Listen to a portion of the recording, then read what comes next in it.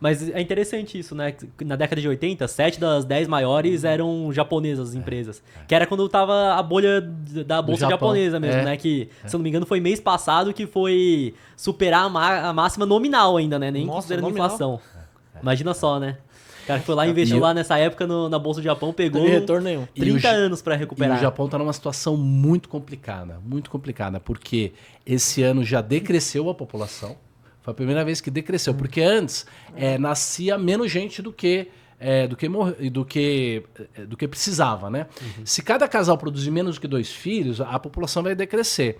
Então produzia 1,5, foi decaindo, mas agora já está morrendo mais gente do que nasce. Então, o setor imobiliário, que todo mundo fala, imóvel sempre vai subir, lá tá decaindo, tem bairros inteiros que estão fantasmas.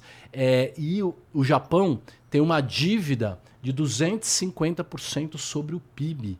E é a maior dívida do mundo. E se a economia começar a piorar lá, isso entra numa espiral e o Japão vai se complicar muito. E acaba que não tem como, né? Se tem mais... A população tá diminuindo, tem mais gente morrendo do que nascendo, não tem gente nova pra realmente produzir, né? Então já prejudica mais ainda. O PIB dos Estados Unidos, historicamente, assim, uma média durante 100 anos, tipo 20% a 30% do PIB vinha só de pessoas novas no mercado de trabalho. E aí, a partir do momento que passa a não ter mais, né? Negativo, é pior. Exato, realmente. E a China vai chegar lá também. O que você vê sobre a China? Você acha que pode ter esse decréscimo da população também? O planejamento central é uma coisa tão estúpida, que pode até funcionar no curto prazo, mas é tão estúpida, que na China eles fizeram um plano que era o plano de um filho só por família. Então já é metade do que precisaria para repor, né? E aí, pior, os caras davam preferência por homens, de maneiras bizarras, de maneiras bárbaras, assim. Inclusive, eliminando recém-nascidos femininos.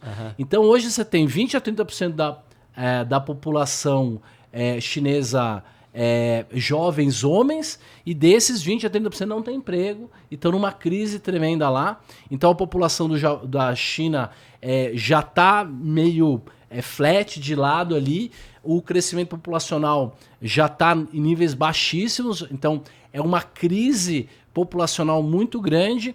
E, cara, tem milhões de imóveis vazios. A China tem milhões de imóveis vazios que, se você vê na contabilidade do Partido Comunista Chinês lá, vale não sei quanto, serve de garantia e tal. E tá as famosas cidades fantasmas na China, né? E se você olhar para tudo isso daí, será que também não é muito a tecnologia e os casais se acovardando de ter filhos? Também já não é uma cultura, né, que tá mundial praticamente, Roxo? Que eu vejo como que é as bonecas lá do Japão que simula ser mulher. Simula ser mulher e tal.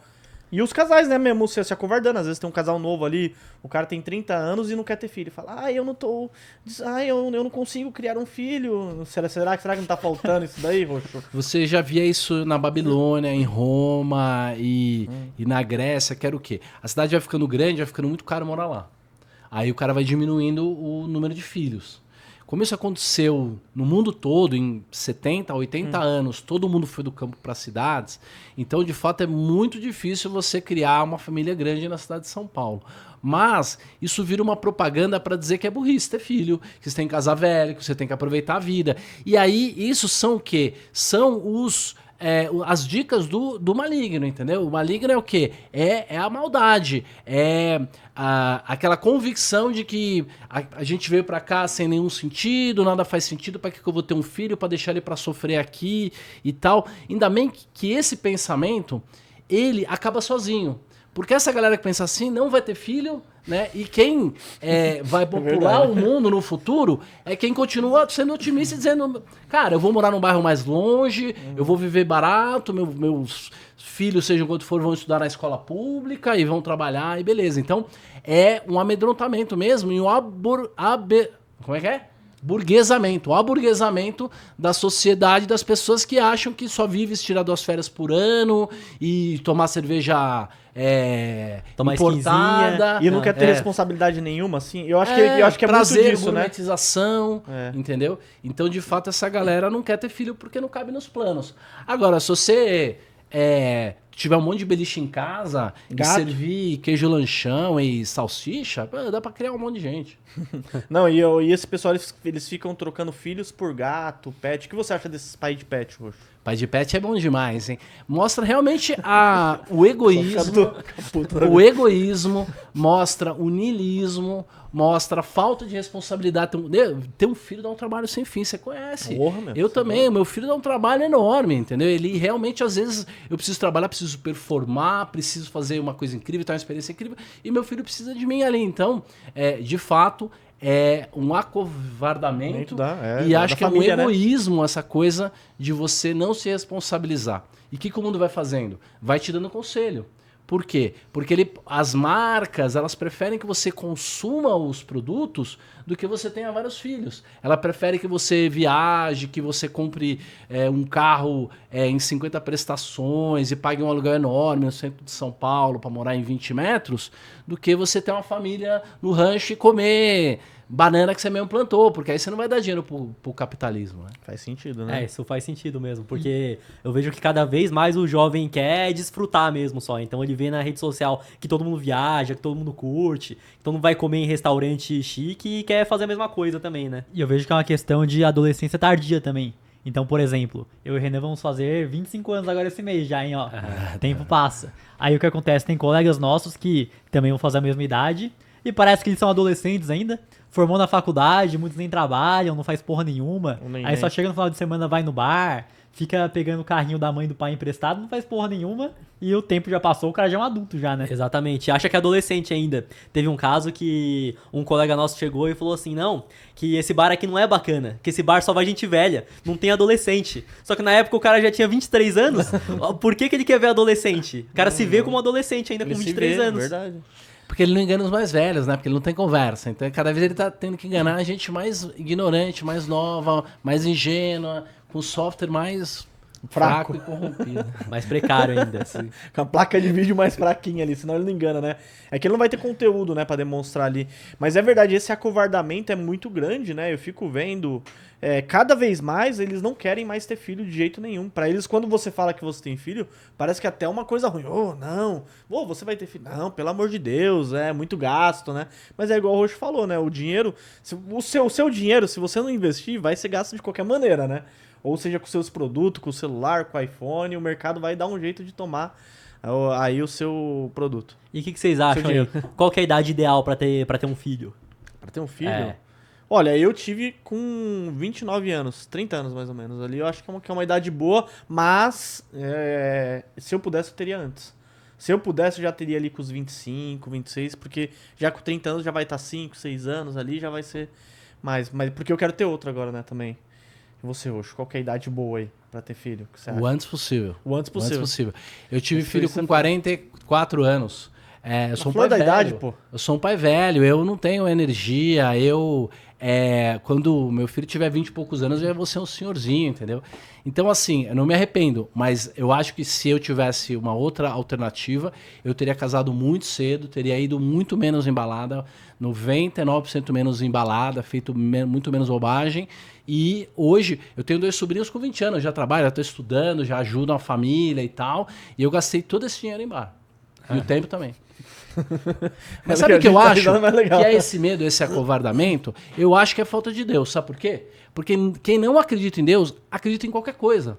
Então tudo vai dar errado. Tudo ele olha pra frente, tá sozinho, entendeu? As pessoas não gostam de mim. Então é um egoísmo, ele só pensa nele. Ele coloca ele como centro do mundo. Então aí tudo ele tem medo, aí ele...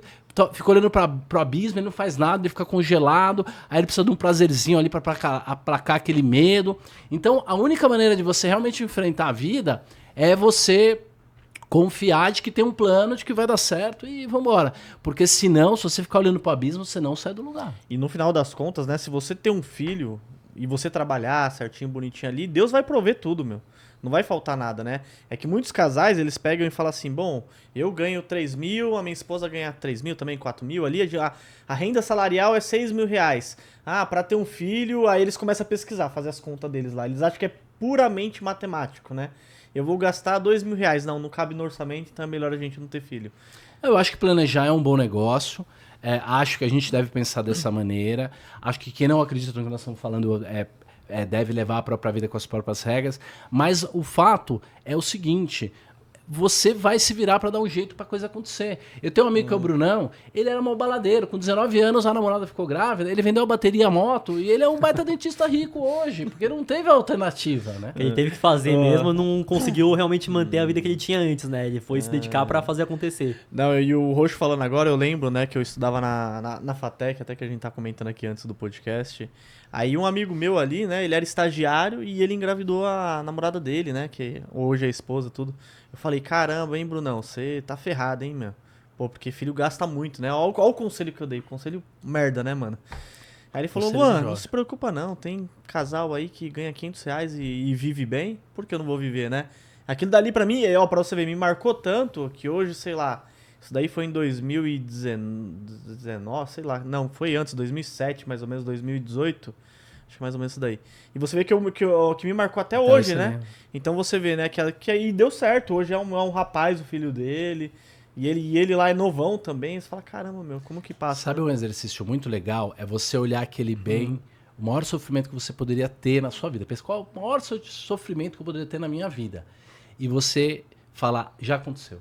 Isso aí vai acontecer e tudo mais. E se você olhar o suficiente para o abismo, você perde medo dele. E aí você consegue fazer. Vou dar um exemplo. Quando meu filho nasceu, eu falei assim, Deus, eu já convivi com ele, é teu. Se você quiser levar, leva amanhã. Eu até pensei num caixãozinho assim, com um paletózinho e entreguei. Te juro. Isso me libertou. Porque senão, você não faz nada. Você não faz nada com medo de perder as coisas. E o que vocês acham dos caras que vão lá, fazem o filho, mas depois esquecem, nem quer pagar a pensão? E alguma dica para as mulheres de identificarem um cara que, pô, se tiver um filho vai ser um bom pai aí. O que vocês acham? Cara, eu acho que primeiro de tudo você tem que olhar como o cara trata o seu pai e sua mãe. Eu acho que é o primeiro de tudo. Se você tiver um namorado lá, ele não respeitar sua mãe, não respeitar o pai dele ali, é o jeito que ele trata o pai dele e a mãe dele vai ser o jeito que ele vai tratar o seu filho. Então o primeiro de tudo é isso daí, né? E se o cara for mau caráter também, né? Ele começa a dar alguns indícios, né? Então você começa a ver que o cara dá um golpezinho aqui, pegou dinheiro ali, não pagou, aí você já começa a ficar esperto. Você fala, mano, é um cara que não dá pra eu confiar, que se acontecer qualquer coisa também ele vai fazer isso daí comigo. Eu acho que de princípio é isso, né, Roxo? Que você daria, que o Roxo dá mais uma essência aí. Eu acho que a mulher que fornicou fora do casamento, na juventude, e desrespeitou os mandamentos, ela tá correndo o risco de se pegar um vagabundo mesmo. É normal, ela deveria escolher uma pessoa, casar, valorizar aquilo e depois esse relacionamento depois do casamento. Ela antecipou, fez antes no pecado e a culpa é dela, ela que pegou o vagabundo. E nós estamos jogando os homens para a marginalidade, para a vagabundagem, porque hoje a coisa mais fácil do mundo é sair com um monte de mulher no aplicativo, não tem responsabilidade nenhuma, fugir, é a coisa mais fácil que existe. Inclusive, você é incentivado a isso, a vida é sua e tudo mais, o Estado provê, hoje é mais barato para uma mulher ser solteira e ajudada pelo Estado do que ser casado, então tudo isso vai levando para quê? Para acabar com as famílias, porque é o que o Estado quer, porque a família é o núcleo essencial da sociedade. Se eles acabam com isso, aí todo mundo vira gado mesmo. Uhum. O que o Estado quer é que você fique na gadiagem, na balada, até os 50 anos de idade, saindo com uma mulher ou com um homem por noite, porque é isso que vai fazer o Estado perpetuar o seu poder e cada vez ter mais poder. E eu lembro uma vez que a gente jogava um jogo que era Clash of Clans. Isso aí a gente tinha o quê? 15 anos, alguma coisa assim. E tinha um cara que comentou o seguinte, não, que ele já teve o primeiro filho com uma mulher lá, pagava a pensão, que a partir de agora ele não quer mais nem saber. Que ele vai com qualquer uma mesmo, de qualquer jeito, que 1/3 do salário dele já vai pra pensão, seja pra 1 ou pra 10 filhos. Então se ele tiver ele vai pagar ali na época era R$300 de pensão. Se ele tiver 10 filhos, ele vai pagar a mesma coisa que não compromete mais da renda. Meu Deus, então, mas é a ovação da canalice, né? Porque as pessoas dão risada disso. Esses caras falam um negócio desse no perfil, todo mundo segue. Dá risada ainda, acha legal, acha engraçado. É verdade mesmo, né? E um cara desse daí, se você for parar pra pensar, ele acaba conduzindo outras pessoas, né? E o que é o escândalo? O escândalo é quando você leva os outros a fazerem a coisa errada, a pecar, digamos, né? Na dimensão espiritual. Mas na dimensão aqui da matéria, o escândalo é quando você leva as pessoas a fazerem coisas erradas. Então, na hora que o cara dá um exemplo desse, eu vou ter um monte de filho mesmo e que se vire e tal, o jovem tá pegando esse exemplo e tá achando que isso é que é ser um grande homem.